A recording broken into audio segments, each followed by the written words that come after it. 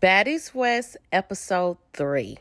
So Slow London was caught off guard by Chrisean, and I don't understand how everybody else saw it coming, but Low London just did not see it. Everybody could smell what the Rock was cooking. Once she sat up and started popping them knuckles, Low should have just ran up out the room. It seemed like she wanted Chrisean attention so bad, she didn't care how she got it. So Chrisean gave her plenty of hands-on attention and kept yelling how she wasn't wasting no time. But girl, I thought you was just saying you was trying to work on your anger and keep your hands to yourself. I mean, that lasted how long? 5 minutes?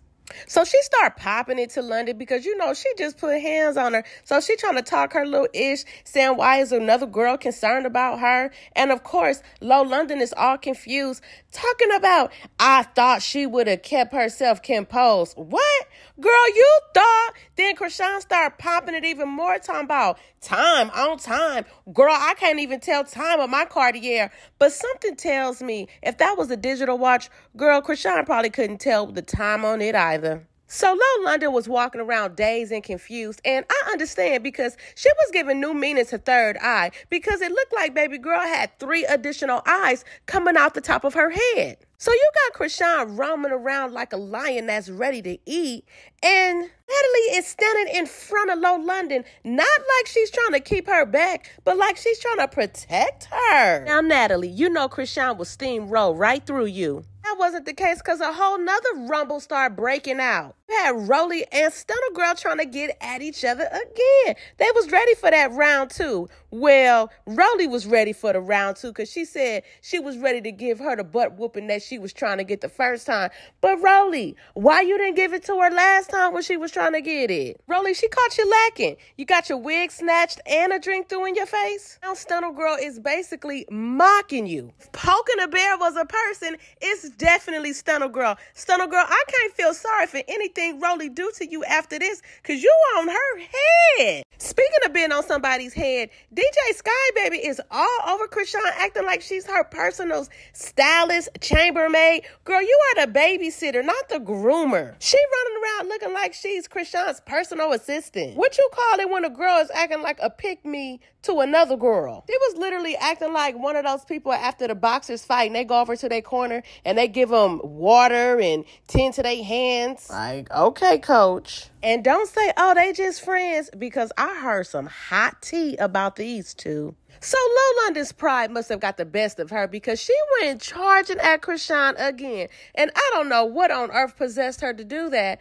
And of course, it was short-lived, because security quickly came in and separated the two. And they both was hooping and hollering at security like, let me go, don't hold me, don't hold me. So DJ Sky started giving her another pep talk. And then Chrisean like, take off my chains, take off my chains. So, of course, her little henchman complied and started taking off all her chains and her jewelry. So Low London is popping and telling Chrisean, oh, you just wanted to have a problem with me. You just wanted to have a problem with me. Girl, you the one started it. All in that woman's business. So Chrisean laid her on her back, of course, and then proceeded to start doing her hair. Now, I don't know if these were tape-ins or a sew-in weave, but Chrisean successfully uninstalled it with ease. And Low London decided she had enough and got up from there and ran her tail upstairs. I am convinced that Chrisean becomes possessed by some type of demon because she was sitting there with the security with the hair in her hand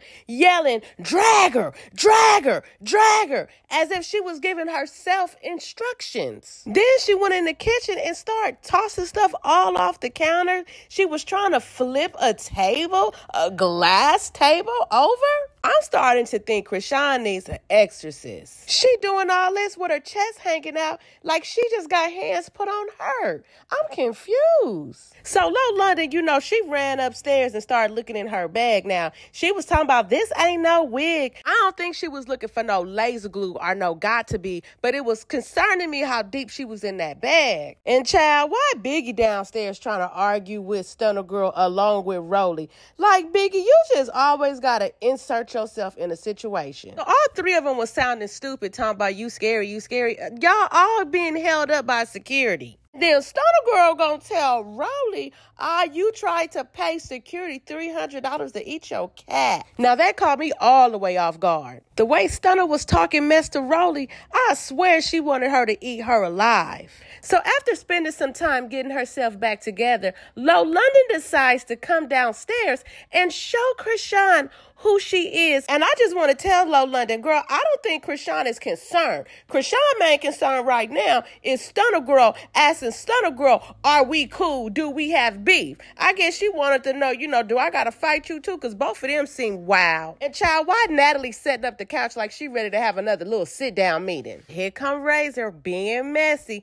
Child, she started following Low London around, telling her, you got to get your lick back. Friend, you got to get your lick back. Child, did you see her try to get her lick back twice and it didn't work? Low London on the phone telling her peoples, girl, I'm in here get my ass whooped. While Razor steady yelling, get your lick back. You got to get your lick back. Get somebody else to do it. I would have told her, girl, you go get it back for me. Then Low London started complaining how she had to take off her nails. Girl, you could have left them on because them hands wasn't doing nothing. After constantly telling her to get her lick back, Razor goes and get Low London some ice. Now she leaves 2 cups of ice at the door. Now, girl, I don't need you reminding me how bad I got my butt whooped. Meanwhile, Stunna Girl is downstairs drinking Red Bull trying to get her wings and decide to give Rolly some. I don't know what Rolly gonna do when she get her hand on Stunna Girl, but I know it won't be pretty. Girl, Rolly had Red Bull rolling down her cheeks like she was crying. I'ma start calling Stunna Girl the bartender because she's definitely serving drinks. So Tommy finally get there and Biggie is all excited, jumping up and down like a damn puppy when she see Tommy come in. So Tommy is kind of confused because she's like, what is all this commotion going on? So she see that Rolly and Biggie is into it with Stunna Girl also. So Stunna Girl is sitting up in there with Miss Cat like that's her little babysitter. Miss Cat, stop trying to make this girl problems yours. So Stunna Girl is like, they all talk, and Stunna Girl acting like she really about that life. Because she's like, if Rolly shut up, they'll let us fight. Like, she really trying to do this. So Chrisean come in there like she's the fight organizer and get everything situated and set up. So she did something right because they prepared to run fades. So everybody with the business right now. Rolly getting ready. You got Stunna Girl in there doing yoga and stretching. I mean, at this point, I wonder was Rolly second guessing everything. However, she was like, let the bull in, let the cow in. And child, they let Rolly in there and the fight was weak. It was real weak. It was not giving. So then it was Tommy's turn. And when Tommy came in there, this girl was giving punches. She was doing right hooks, uppercuts. You can tell Tommy been around the prison yard scrapping. And then Rolly gonna try to come in and get her some more licks in. Girl, you had your chance twice. Sit down, Rolly. So then you hear running the fade. Tommy doing her thing, Stunna Girl doing her thing. And tell me how Rolly get hurt. Every time Rolly have a fight, she leaking. So right now, she's literally leaking body fluid all over the floor. Then they discover that she needs to go to the hospital to get stitches. Now, I don't know how it happened, but Rolly cut her butt on some glass. At this point, I think it's time for Rolly to just retire. Hang it up, Ma. They literally had Stunna Girl running fades back to back. And fighting Tommy seemed like it was a job. So while they trying to patch Rolly booty up to prepare to take her to the hospital, Biggie is in there celebrating like she done did her big one. At this point, I want to see Biggie get down. Because all that talking you doing, I need to see, can you really back it up? So they send Rolly off to go get her butt sewed up. And Natalie got nerve to be talking about she mad. Girl, please, you know you live for this type of drama. Natalie is moist right now. Tell that to somebody like Scotland who might buy it. And that's exactly what they did. Because the next morning, her and Scotland had a little weak conversation in the kitchen. It was giving very much. Zeus was like, y'all go in there and just give a recap of everything. But the tea was actually brewing upstairs when Razor went into the room with Low London and was like, hey, how you doing? And she was like, girl, I'm just ready to get up out of here. Razor was like, girl, you look good. You could tell she meant, girl, them knots went down on your head real good. I'm surprised because they was big as heck. So Lo London said she felt like she was ambushed for speaking her mind, which, I mean, in actuality, you were. That's what happened. In situations like this, it's best to keep your mind to yourself. And no, you are not tripping. She also has a splint on her finger. Now, in Lo London defense, she did say she's coming from living a good life right now, that she don't have all this trauma and drama, and she's not fighting her man every day. So this really caught her off guard. And I can understand, when you live in a soft life or a good life, or you just high vibrational, you can easily get caught off guard by some drama. But that's why you got to stay ready. You got to keep them eyes open and them ears peeled at all times, because you never know nowadays who is actually out here on demon time. Dude, you fighting them and they fighting you like you they traumas and they demons. So meanwhile, Rolly, Biggie, and Miss Cat is outside having a little fake conversation. They have to just get it in for Zeus. They rehashing everything that happened, talking about it. They basically sitting around like men do after a basketball game and talk about what happened during the game. But I tell y'all this, Miss Cat, you need to mind your own business. Rolly, you need to pipe down. And Biggie, shut up. I'm tired of hearing your mouth. Now, y'all, I don't know what Razor said to Lo London, but she came downstairs suited and booted like she was ready for Call of Duty Black Ops. So she was obviously ready for another round with Chrisean. And Chrisean was basically just standing there not saying nothing, and DJ Skybaby was doing all the talking. So apparently when Lo London came downstairs, she tried to sneak Chrisean real quick, but it was a failed attempt. So now that she's suited and booted, she's trying to get to the root of the problem with Chrisean, which the problem began by you opening your mouth, not minding your business. So now you expecting Chrisean to go back and forth with you and have this mature conversation, which Chrisean is not about to have. Chrisean literally stood there and would not open her mouth, would not say nothing. She was basically ready to fight again.